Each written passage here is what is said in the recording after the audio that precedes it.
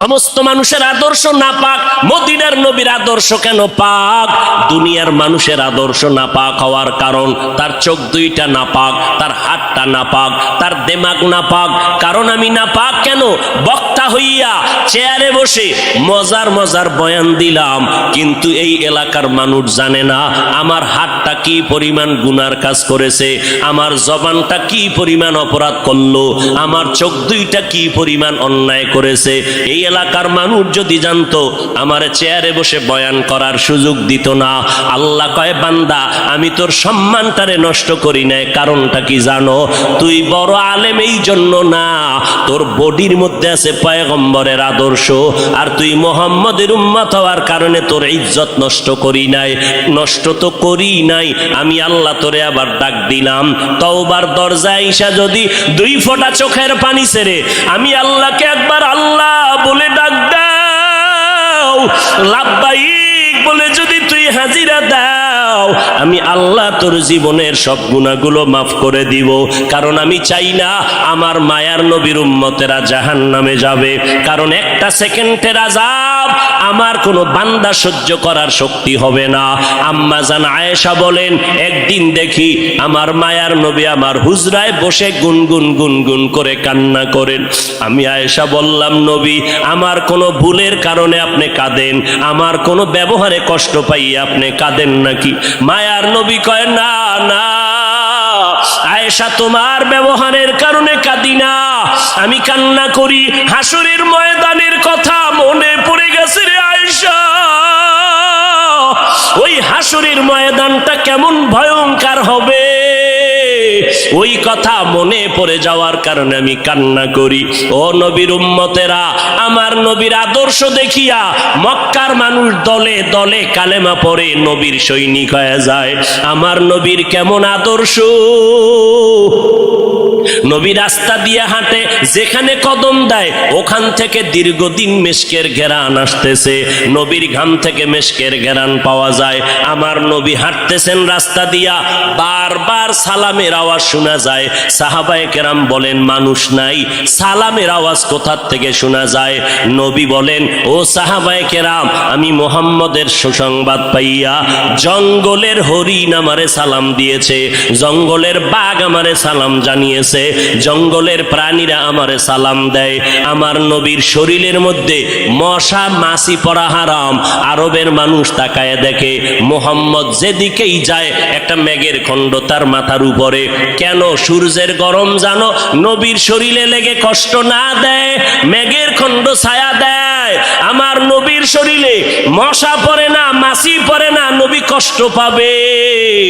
সেই নবী আমার এই উম্মতের আদর্শ বাস্তবায়নের জন্য পেটে পাথর বেঁধে কালেমার দাওয়াত দিলেন। আমার নবী মা হারা ইয়েতিম, বাবা হারা ইয়েতিম। নবী বলে, আমি দুনিয়াতে এসে একবার আব্বা বলে ডাক দিতে পারি না। এর উম্মতেরা, 6 বছরে মা হারায় ফেললাম, 8 বছরে আমার দাদাকে হারায় ফেললাম। আমার আরবের মধ্যে কেউ নাই, চারদিকে আমার দুশমন। আমি কালেমার দাওয়াত নিয়ে কোথায় যাব? আমি ঘরের মধ্যে বসে কাঁদতেছি। ওই সময় আমার এক আপন, আরবের মধ্যে আর আপন আমার কেউ ছিল না। 2 জন স্বামী বিদায়ের পরে একজন নারী, 40 বছরের বিধবা নারী খাদিজা।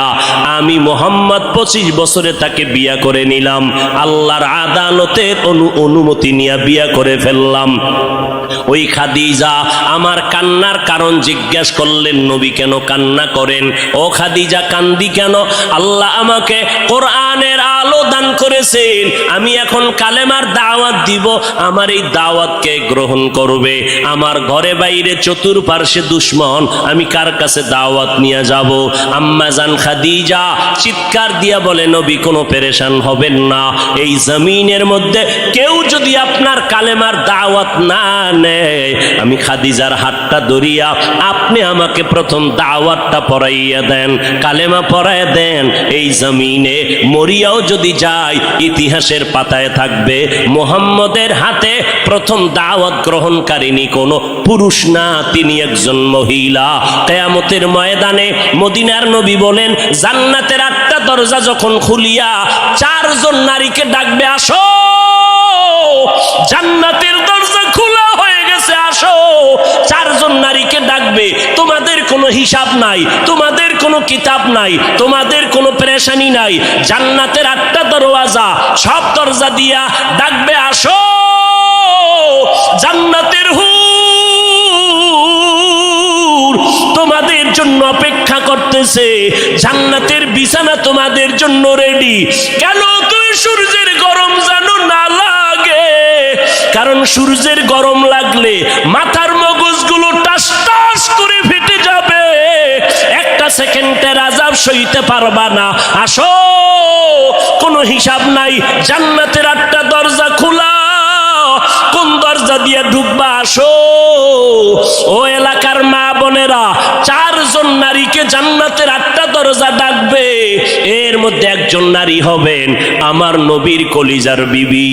2 জন স্বামী বিদায়ের পরে বিধবা 40 বছরের নারী খাদিজা রাদিয়াল্লাহু তাআলা আনহা। ওই খাদিজা ডাক দিয়া কয়, ও নবী, আপনার হাতের কালেমার মুসলমান আমি একজন হয়ে গেলাম। নবী এবার কান্না বন্ধ করে বের হয়ে গেলেন। আর আমার দুঃখ নাই, আমার খুঁটি যখন মজবুত হয়ে গেল, আমার ঘরের চৌকাঠ যখন মজবুত হয়ে গেল, এখন আমি দাওয়াতে নেমে গেলাম। মায়ার নবী দৌড়াইয়া মানুষের দ্বারে দ্বারে গিয়া গোপনে গোপনে দাওয়াত দেয়। হাঁটতে হাঁটতে হাঁটতে হাঁটতে আমার নবী পাথরওয়ালা জমিন পাড়াইয়া তায়েফের ময়দানের কিনারায় দাঁড়ায় কয়, তোরা আমারে চিনোনি, আমি মক্কার মুহাম্মদ, আমি এক আল্লাহর দাওয়াত দিয়ে আসছি, গ্রহণ করো। এই আসমানের মালিক আমার আল্লাহ, এই জমিনের মালিক আমার আল্লাহ, ওই একটা আল্লাহ, আর কোনো আল্লাহ নাই। ওই আসমানের মালিকের পক্ষ থেকে আসছি, কবুল করে নাও। তায়েফের বেঈমানেরা কয়, এটা তো সেই মুহাম্মদ মক্কার পাগল। বাচ্চাদের ডেকে বলে, পাথর মেরে মেরে মুহাম্মদের তাড়াইয়া দাও। যেই নবীর শরীরের মধ্যে মশামাছি পড়া হারাম, মেঘের খণ্ড ছায়া দেয়, আমার নবী যেন কষ্ট না পায়। ওই শরীরের মধ্যে কাফেরের গোলামেরা এমন বৃষ্টির মতো পাথর মারতেছে, পাথর পরে পরে নবীর শরীর থেকে রক্ত প্রবাহিত হইয়া জুতা আটকাইয়া গেল। মায়ার নবী কান্না করেন আর কদম বাড়াইয়া বাড়াইয়া মক্কার দিকে রওনা হলেন। আবার যত দূর যায় আবার তায়েফের জমিনের দিকে তাকায়, আর আমার মায়ার নবী চোখের পানি ছেড়ে কান্না করে আর বলে, ও দয়ার মালিক, তুমি একটু এদের দিলে রহম দাও। আল্লাহ সাথে সাথে জিবরাইলের পাঠায় দিয়া কয়, জিবরাইল, আমি আমার নবীর কান্না সইতে পারি না, যাও যাও। মুসা নবী আমার আশেক, ঈসা নবী আমার আশেক, ইব্রাহিম আমার আশেক, আর আমি আল্লাহ নিজে মুহাম্মদের আশেক। আমার নবীর কান্না সইতে পারি না, জলদি করে যাও রে জিবরাইল। নবীর অনুমতি নিয়া তায়েফের জমিন উল্টাইয়া তায়েফের মানুষগুলো ধ্বংস করে দাও। জিবরাইল আমিন আইসা আমার নবীরে যখন বললেন, নবী বলে, খবরদার ও ভাই জিবরাইল, এই তায়েফের মানুষগুলোকে তুমি মারবা না রে ভাই, কারণ আমি দুনিয়াতে আসছি রহমাতুল লিল আলামিন। আজকে ওরা আমাকে চিনে না, এই জন্য আমারে পাথর মেরে তাড়ায় দেয়। ওরা যদি জানতো আমি মুহাম্মদকে, ওরা তো জানে না আমি মুহাম্মদের বাবা নাই, ওরা জানে নাই আমি মুহাম্মদ বড় অসহায়। ওরা যদি জানতো আমারে মোহাব্বত করে ওরা আদর করত, পাথর মারতো না। ওরা চিনে না এই জন্য আমাকে পাথর মেরে তাড়ায় দিতেছে। একদিন যদি কবুল করেন আমার আল্লাহ, ওদের দ্বারা কালেমার খেদমত হবে জমিনের ভিতরে, ওদেরকে মারা যাবে না। ও জিবরাইল, এদের উপরে কোনো আঘাত করিও না। আমার মায়ার নবী রক্ত পড়ে জুতা আটকায় গেল। আম্মা জান আয়েশা রাদিয়াল্লাহু আনহা বলেন, ও মুসলমান নবীর আশিক, আমার নবী আদর্শ কায়েমের জন্য রক্ত ঝরাইলেন, পেটে পাথর বাঁধলেন। ও নবীর উম্মতের দল, আজকে সেই নবীর গালি দেওয়া হয়, ওই নবীর অপরাধী বলা হয়। তুমি নবীর আশিক উম্মতেরা চুপ কেমনে থাকো রে বাবা? মুসলমান সন্তানেরা, যুবকেরা, আজকে নবীর আদর্শের টুপি লাগাইলাম, দাড়িটা লম্বা করলাম, লম্বা জামা পরলাম, কই আমাদের খানাও বন্ধ হয় নাই, আমাদের লেখাপড়া স্বাধীনতাও নষ্ট হয় নাই। তোমাকে কে ধোকা দিল? নবীর আদর্শ মানলে স্বাধীনতা থাকবে না। ও বাবা, তোমার আমার মতো হুজুর না, তোমার লাইনে নজর করে দেখো, তোমার মতো যুবক স্কুল কলেজে পড়ে এক বেলার নামাজও বাদ দেয় না, দাড়িওয়ালা নামাজি ডাক্তার প্রফেসর ইঞ্জিনিয়ারের অভাব নাই। বাবা বলো, তুমি কেন পারবা না? ও আল্লাহর বান্দারা, তোমার আমার মতো যুবক তাকায়া দেখো, ড্রাইভারি করে নামাজ বাদ দেয় না, তুমি কেন পারবা না? তোমার আমার মতো কত ব্যবসায়ী জেনারেল লাইনে পড়েছে, এক টাকাও হারাম খায় না, এক বেলার নামাজও বাদ দেয় না, কোটি টাকার মালিক, ব্যবসা করে, অভাব নাই, তুমি কেন পারবা না? মনে মনে কি ভাবছো আলেমদের কথা মিথ্যা, আল্লাহর কোরআন মিথ্যা? না রে বাবা না। যদি কোরআন মিথ্যা হইতো, যদি জান্নাত মিথ্যা হইতো, জাহান্নামটা মিথ্যা হইতো। আবু বকরের মতো বান্দা জান্নাতের টিকিট পাইয়া ওই সারা রাত নামাজে দাঁড়াইয়া কাঁদতেন না। মায়ার নবী বলেন, ও আবু বকর কেন কাঁদেন? বলে, হাসরের ময়দানের ভয়ঙ্কর হালাতের কারণে আমি কান্না করতেছি। আম্মা জান আয়েশা বলেন, নবী যখন কান্না করেন, আমি বললাম নবী কাঁদেন কেন? নবী বলেন, হাসরের ময়দানের কঠিন হালাতের কথা মনে পড়ে গেল। কেমন কঠিন হালাত হবে নবী? আম্মা জানকে আল্লাহর নবী বলেন, আয়েশা, কিয়ামতের ময়দানে মানুষগুলো সব উলঙ্গ দাঁড়াবে। আল্লাহ পাক রব্বুল আলামিন ওই সিরিয়ার জমিনের মধ্যে বসে কহরিয়াতের সাইনবোর্ড লাগায়া বলবেন, লিমানিল মুলকুল ইয়াউম। আল্লাহ পাকের কুদরতের আওয়াজটা যখন হবে, হাসরের ময়দানটা থরথর করে কেঁপে উঠবে। ওদিকে আল্লাহ বলবে, সূর্য তুই কই? নিচে নেমে আসো। আম্মা জান আয়েশাকে নবী বলেন, ও আয়েশা, ওই হাসরের ময়দানে সূর্যটা যখন নিচে নেমে আসবে, সূর্যের গরমে মাটির জমিনটা পুড়ে হবে তামা। ওই সময় এমন ভয়ঙ্কর অবস্থা, অপরদিকে জাহান্নামের আওয়াজ। জাহান্নাম বলবে, ও দয়ার মালিক, গুনাহগার গুলো আমার পেটের ভেতরে দাও, আমার পেটে ক্ষুধা লাগছে, তাড়াতাড়ি গুনাহগার গুলো দাও। আল্লাহর নবী বলে, আয়েশা, ওই হাসরের ময়দানে যেই নবীদের কোনো গুনাহ নাই, একজন নবীরও কোনো অপরাধ নাই, কিন্তু সেই নবীরা হাসরের ময়দানের ভয়ঙ্কর হালাত দেখিয়া উম্মতের ভুলে যাবে, নিজেদেরকে বাঁচানোর জন্য হাউমাউ করে কাঁদবেন, আর নাফসি নাফসি নাফসি বলে কাঁদবেন। মুসা নবী উম্মতের ভুলিয়া নিজেকে বাঁচানোর কান্না করবেন, আদম নবী কান্না করবেন নাফসি বলে। আম্মা জান আয়েশা বলেন, নবী, ওই হাসরের ময়দানে আপনি কি করবেন? মায়ার নবী কাঁদেন আর বলেন, আয়েশা, ওই কঠিন সময় আমি মাওলার কাছে সিজদায় পড়ে কাঁদবো। ওই সময় আমি আমার নিজের জন্য চিন্তা করব না, আমি কেঁদে কেঁদে বলবো, আমার উম্মত গুলো কই? ও আল্লাহ, আমার উম্মত গুলো জান্নাতে দাও। একটা উম্মত জাহান্নামে গেলে আমি মুহাম্মদ জান্নাতে যাব না রে আল্লাহ। ও নবীর আশিকের দল, ওই আল্লাহর নবীর কথা মিথ্যা মনে করিও না রে বাবা। আমার নবী 63 বছরে জীবনে একটা মিথ্যা কথা বলেন না। এরে নবীর আশেক, কেন তুমি আজকে নবীর তরিকা মতো চলো না? চাকরিও যাবে না, লেখাপড়াও যাবে না, ডাক্তারি পড়ো, ইঞ্জিনিয়ারিং পড়ো, প্রফেসর হও, কিন্তু নবীর তরিকার মালাটা গলায় লাগাও, মা বাবার দোয়া নিয়ে সামনে আগাও। কারণ মা বাবার চোখের পানি ছাড়া জমিনের মধ্যে আর কারো দোয়ায় আগানো যায় না। আজকে মা বাবার চোখের পানিতে চেয়ারে বসলাম, তুমি টাকা পয়সা বাড়ি গাড়ির মালিক, মা বাবার চোখের পানির কারণে পরীক্ষায় ভালো নাম্বার পেয়েছো মা বাবার দোয়ার কারণে। ওই মা বাবার দোয়া নিয়ে তওবা করো আর নবীর সুন্নতের মালা গলায় লাগাও, উলামায়ে আহলে হকের পরামর্শ নিয়ে আগাও। কারণ গুনাহগার হইয়া কবরে গেলে উপায় নাই, গুনাহগার হইয়া হাসরের ময়দানে দাঁড়াইলে উপায় নাই। ওসমান রাদিয়াল্লাহু তাআলা আনহু কবরের কিনারা দিয়া গেলে হাউমাউ করে কান্না করতেন। ওমরে ফারুক দরজা লাগায় কান্না করেন, কবরে কেমনে একা থাকবো, আমি গুনাহগার হয়ে যদি ধরা পড়ে যাই আল্লাহর কাছে আমার উপায় নাই। আবু বকর নামাজে দাঁড়ায় কাঁদেন, হাসরের ময়দানে যদি আল্লাহ আমার আমল পছন্দ না করেন সাথে সাথে অর্ডার হয়ে যাবে, জাহান্নামের হ্যান্ডকাপ হাতের মধ্যে লাগায়া দাও। ওই সময় জাহান্নামের আগুনের তাপে পেটের নারী ভুঁড়িগুলো পায়খানার রাস্তা দিয়া পড়তে থাকবে।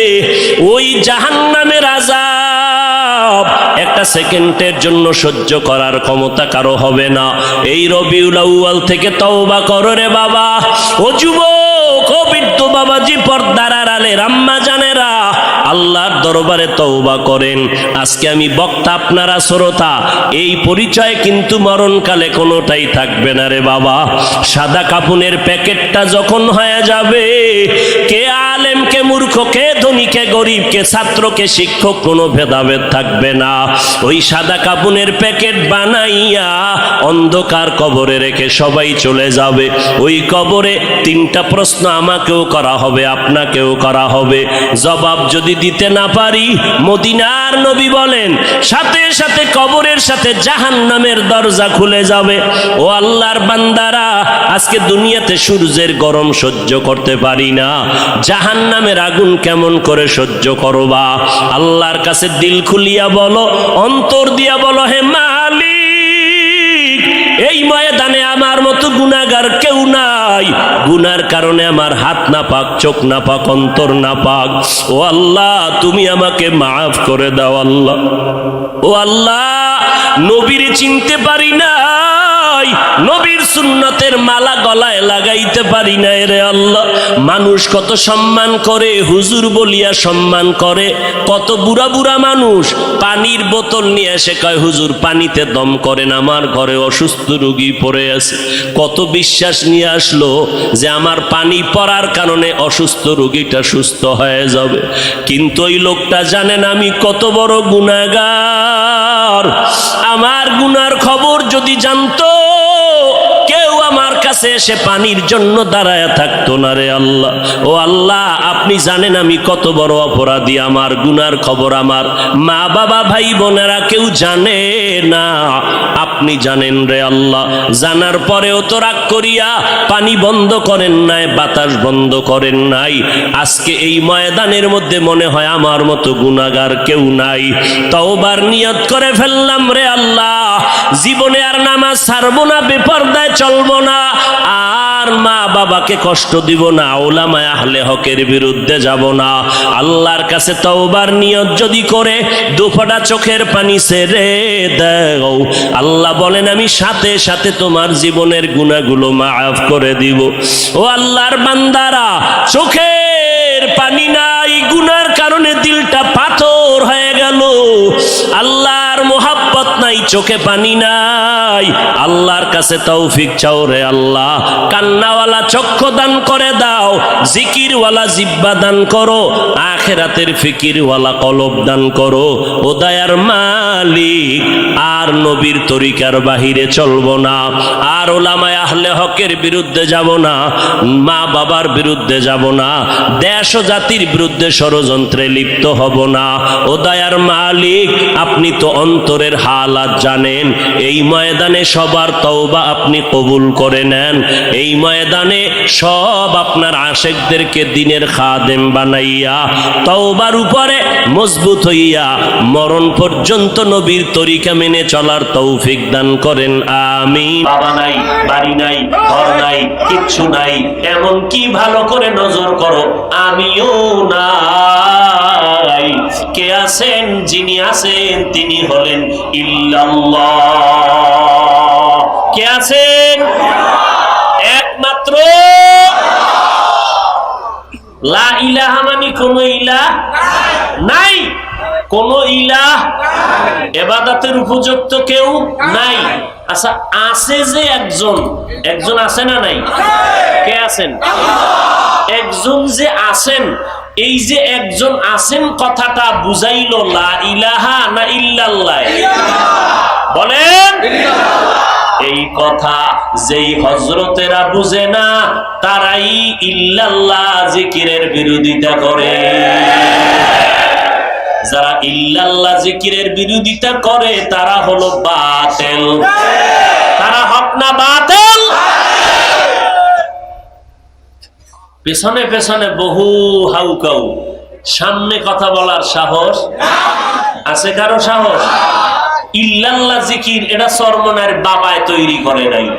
ইল্লাল্লাহর তসবিহ, ইল্লাল্লাহর ওজিফা উজানির কারি ইব্রাহিম তৈরি করে নাই। ইল্লাল্লাহর ওজিফা করেছেন কে? ভারতবর্ষের হাজী ইমদাদুল্লাহ মুহাজির মক্কি রশিদ আহমদ গাঙ্গুহি, যাকে ইলমের ফকিহুল উম্মাহ বলা হয়। সারা উম্মতের একজন ইলমের জবরদস্ত একজন ফাউন্ডার। বন্ধ বেদাতি বাতিল এরা সবাই জানে রশিদ আহমদ গাঙ্গুহি কত বড় ইলমওয়ালা। সেই ইলমওয়ালা ব্যক্তি ইল্লাল্লাহর ওজিফা পড়েছেন। অতএব ইল্লাল্লাহ আমরা যারা জিকির করি, আমরা জিকিরে বসিয়াই কি ইল্লাল্লাহ শুরু করি? হ্যাঁ, আগে আমরা পুরা কালেমা পড়ি, লা ইলাহা ইল্লাল্লাহ, লা ইলাহা ইল্লাল্লাহ, লা ইলাহা ইল্লাল্লাহ, লা ইলাহা ইল্লাল্লাহ, লা ইলাহা ইল্লাল্লাহ। অর্থ কি? অর্থ কি? আল্লাহ বাদে কোনো মাবুদ নাই। কোন কে আছেন? কে আছেন? এই যে আল্লাহ ছাড়া কোনো মাবুদ নাই, আল্লাহ বাদে কোনো মাবুদ নাই, আল্লাহ ছাড়া কোনো ইলাহ নাই, আল্লাহ ছাড়া কোনো রাজ্জাক নাই, আল্লাহ ছাড়া কোনো ইলাহ নাই, আল্লাহ ছাড়া কোনো হায়াতের মালিক নাই, আল্লাহ ছাড়া কোনো মৌতের মালিক নাই, আল্লাহ ছাড়া কোনো ইবাদতের উপযুক্ত নাই, আল্লাহ তাআলা ব্যতীত কোনো সুস্থতার মালিক নাই, আল্লাহ ছাড়া কাউকে অসুস্থ করার মালিক নাই, আল্লাহ ছাড়া হায়াতের মালিক নাই, আল্লাহ ছাড়া ইজ্জত দেওয়ার মালিক নাই, আল্লাহ ছাড়া আমার সম্মান দেওয়ার মালিক নাই। আল্লাহ আছেন, আল্লাহ আছেন, এই আল্লাহ ছাড়া কেউ নাই, আল্লাহ ছাড়া কেউ নাই, আল্লাহ ছাড়া কেউ নাই কইয়া এইবার অন্তরে ঢুকাইছি আল্লাহ ছাড়া কেউ নাই। এবার সংক্ষেপ করলাম, আল্লাহ আছেন, আল্লাহ আছেন, আল্লাহ আছেন, আল্লাহ দেখছেন নি অবস্থাটা কেমন? ভিড়া দরকার। এতক্ষণ বলছি আল্লাহ ছাড়া কোনো মাবুদ নাই, আল্লাহ ছাড়া কোনো, এখন বললাম যে আল্লাহ ছাড়া কেউ নাই, কেউ নাই, কেউ নাই, আল্লাহ ছাড়া কেউ নাই। এবার সংক্ষেপ করে দিলাম, কে আছেন? আল্লাহ আছেন, আল্লাহ আছেন, আল্লাহ আছেন। ইল্লাল্লাহ, ইল্লাল্লাহ, ইল্লাল্লাহ, ইল্লাল্লাহ, ইল্লাল্লাহ, ইল্লাল্লাহ, ইল্লাল্লাহ, ইল্লাল্লাহ, ইল্লাল্লাহ, ইল্লাল্লাহ, ইল্লাল্লাহ, ইল্লাল্লাহ, ইল্লাল্লাহ, ইল্লাল্লাহ, ইল্লাল্লাহ, ইল্লাল্লাহ, ইল্লাল্লাহ, ইল্লাল্লাহ, ইল্লাল্লাহ, ইল্লাল্লাহ। কে আছেন? কে আছেন? কে আছেন? ঝামেলাটা কি? ঝামেলা কি? আচ্ছা, ঝামেলাই যদি মনে করো তাহলে জবান খুইলা সাহস থাকলে রশিদ আহমদ গাঙ্গুহির বিরুদ্ধে একটা কথা বলো। সরমনাইকে বলার দরকার নাই। সরমনাইওয়ালারা তার বাবার কোনো গান গায় না। গায়? চরমনেওয়ালারা কি বলে? নামাজ পড়া লাগবে না। চরমনেওয়ালারা কি বলে? রোজা রাখা লাগবে না। হ্যাঁ, চরমনেওয়ালারা কি বলে? বেপরদায় চলো। হ্যাঁ, যে বগুড়ার দদির মজা বুঝে না, যার নাক চোখে সমস্যা, নাকে সমস্যা, এর কাছে পায়খানা আর দদি সমান। যার ভিতরে মারেফত সম্পর্কে কোনো জ্ঞান নাই, ও মারেফতের কিছু বুঝবে? বলেন। আল্লাহ হেদায়াত দান করুন। আরো জোরে বলেন। তাহলে ইল্লাল্লাহ জিকির চলবে কি চলবে না? কোন ঝামেলা আছে? আমাদের মধ্যে ঝামেলা নাই, ঝামেলা যারা বিরোধিতা করে তাদের অন্তরে। আমরা ইল্লাল্লাহ জিকিরের মাধ্যমে আমাদের ঈমান তাজা হইছে না দুর্বল হইছে? আমরা জিকির করার পরে কি আমরা নামাজ কমায় দিছি না বাড়ায় দিছি? তাহলে সমস্যা কোথায়? আমরা তো জিকিরের দ্বারা কাউকে গালি দেই না। যদি জিকির করার দ্বারা গালি হইতো তা বুঝতাম যে জিকির বন্ধ করে দেই। আল্লাহ আমাদের সবাইকে হেদায়েত দান করুন। তকবীর মে কলমা মে নামাজো মে আযা মে, तकबीर में कलमा में नमाजों में अज़ा में है नाम इलाही से मिला नाम मुहम्मद, है नाम इलाही से मिला नाम मुहम्मद।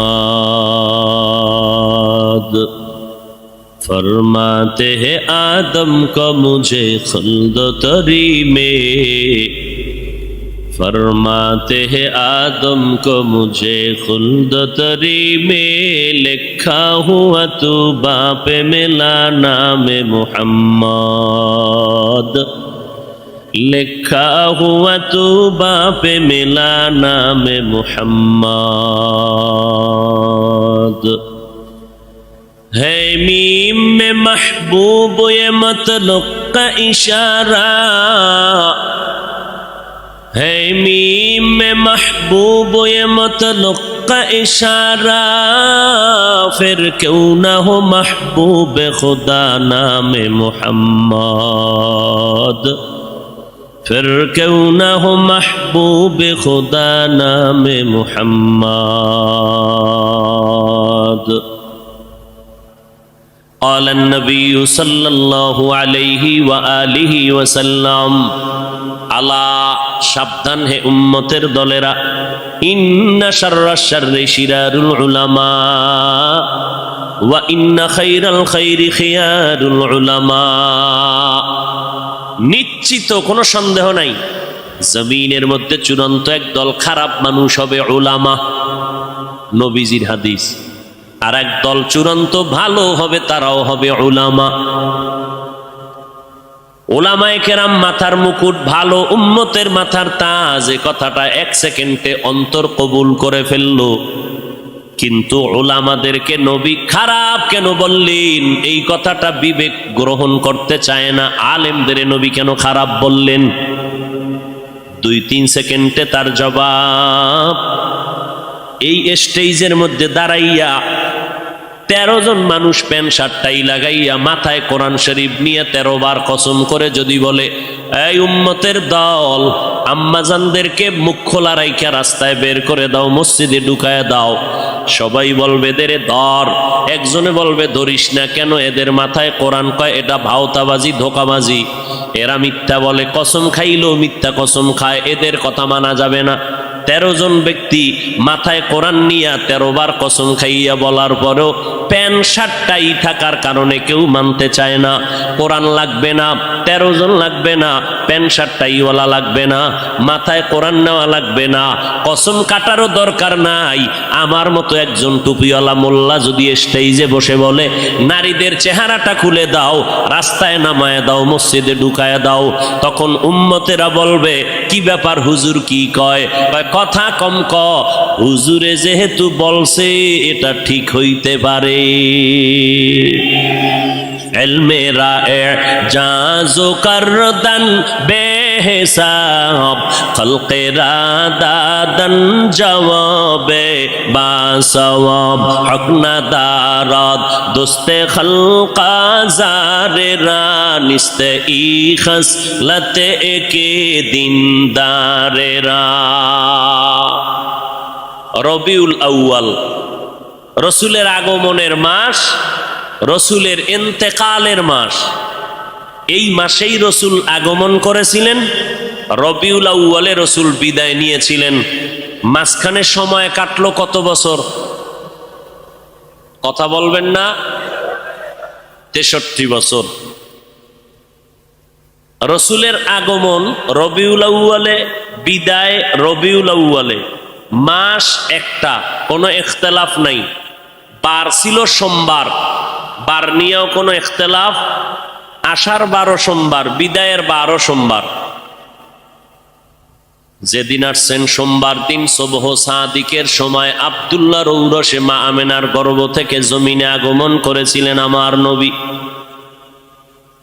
ঠিক অন্য কোন হিজরির রবিউল আউয়ালের ঠিক 12 তারিখ বার ছিল, রবিউল আউয়ালের 12 বার ছিল সোমবার।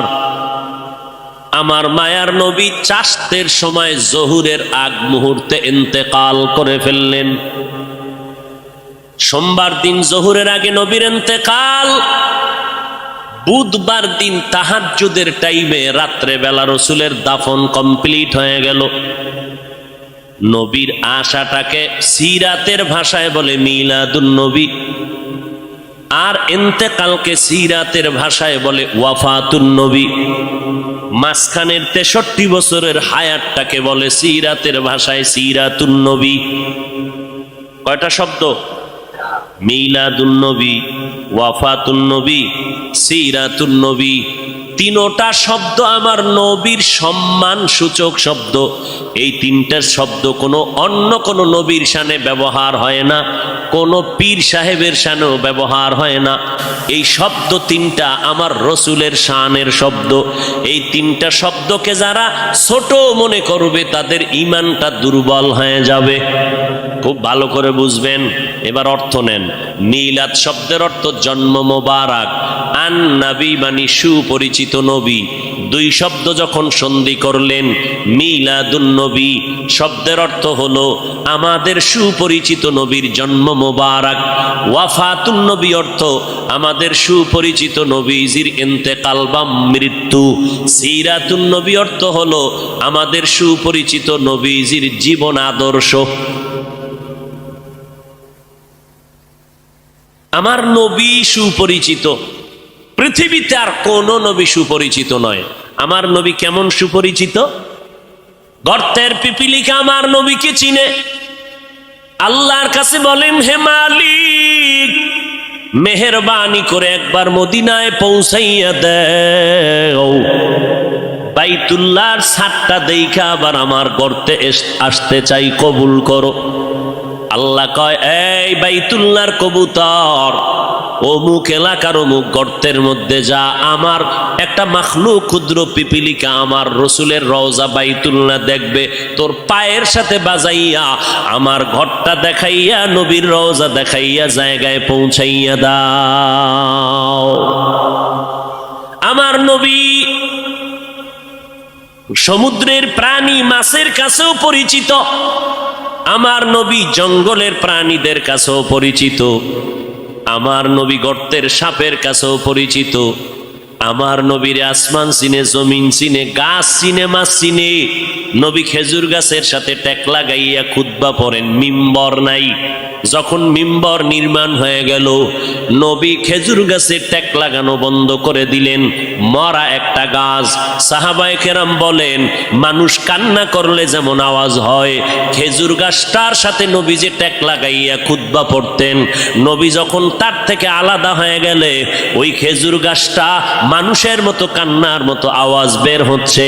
আমরা দৌড়াইয়া পয়গম্বরের সামনে গেলাম, নবী খেজুর গাছটা মানুষের মতো কান্না করে নবী এসে হাজির হয়ে গেলেন।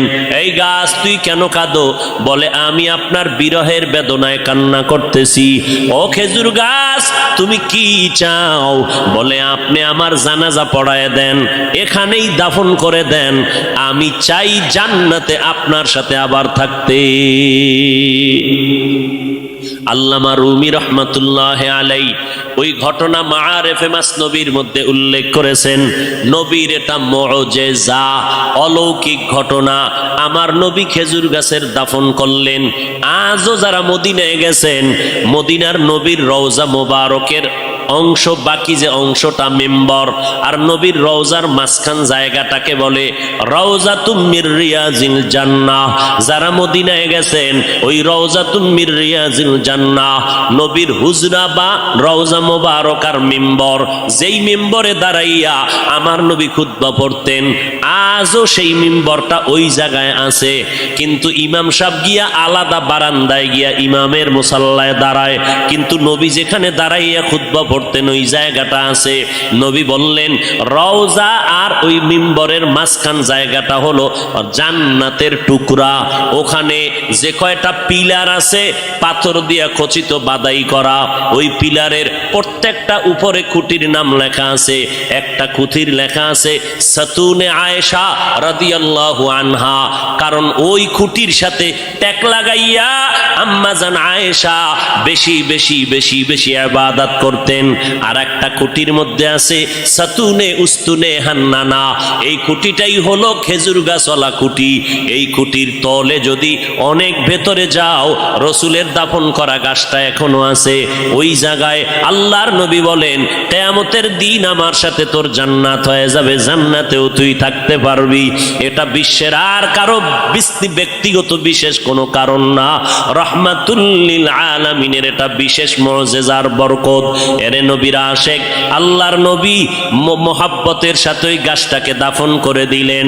উস্তু নেহান না না জাহাজ রে রসুল নালামিজাদ হামচুয়ার বাবুল। একটা গাছ আমার নবীরে চিনতে পারলো, চেনার কারণে বিরহের বেদনায় কান্না করলো। কপাল আমাদের বড় খারাপ, আমরা মানুষ হইয়া সেই নবীর এখনো চিনতে পারি নাই। চিনতে পারছেন? হ্যাঁ, এখানে বহু আশেকে রসুল দাবি করে আমি নবীর আশেক। না জানি কোন পাগলে গিয়া বাইতুল মোকাররমে মিছিল কইরা আইছে জিন্দা নবীর আগমন শুভেচ্ছা স্বাগতম। মিছিল চলে না ঢাকায়, কেউ খবর নাই। কিন্তু কপাল খারাপ, জিন্দা নবীর আগমনের স্লোগান দিলের মুমিন, ফজরের নামাজ পড়লি না, জোহরের নামাজও মসজিদে পাওয়া গেল না, আসর পড়ো নাই, মাগরিব পড়ো নাই, এশাও পড়ো নাই। আবার এমন আশেক এই ময়দানে ঢুকছে বিড়ি টানার পর, আবার মোনাজাতের পরও বিড়ি টানতে টানতে বাড়ি যাবে, বরকত ছাড়া যায় না। এরে নবীর আশেক, রবিউল আউয়ালে নবী আসলেন, সুপরিচিত নবী আমার। মিলাদুন নবী, ওয়াফাতুন নবী, সিরাতুন নবী, তিনটা শব্দ আমার নবীর শানের শব্দ। তবে তিনটা শব্দের মধ্যে একটু পাওয়ারের ব্যবধান আছে, পাওয়ার। সিরাতুন নবী শব্দটার পাওয়ার এত বেশি, মিলাদুন নবী আর ওয়াফাতুন নবীর থেকে সিরাতুন নবীর পাওয়ার বেশি। বলে কেমন? বলে মিলাদুন নবীর পাওয়ার কেমন? মিলাদুন নবী যদি কেউ অস্বীকার করে তার ঈমানের পয়েন্ট কমে যাবে। ওয়াফাতুন নবী যদি কেউ অস্বীকার করে তার ঈমানের পয়েন্ট কমে যাবে। কিন্তু সিরাতুন নবী যদি কেউ অস্বীকার করে তার ঈমানটাই থাকবে না। নাম্বার 2, সিরাতুন নবী বললে আর মিলাদুন নবী, ওয়াফাতুন নবী বলার প্রয়োজন হয় না, কারণ সিরাতুন নবীর মধ্যে মিলাদুন নবীও আছে, ওয়াফাতুন নবীও আছে। এই কথা যারা বুঝে না, এই রকম ধর্মান্ধ লোকেরা সিরাতুন নবীর বিরুদ্ধে স্লোগান দেয়। দেখছেননি ঢাকার অলিতে গলিতে এমন কোনো পিলার নাই, এমন কোনো দেওয়াল নাই, বড় বড় বড় বড় পোস্টার লাগাইয়া গরম বানায় ফেলছে, পত্রিকার পৃষ্ঠা দেখা যায় না, ঢাকার অলিগলি পোস্টার লাগানো।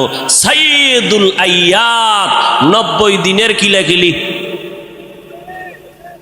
কয়দিন? সাইয়্যিদুল আইয়াত রাজার বাগেরা এই পোস্টার লাগাইয়া ঢাকাকে ঢেকে ফেলেছে।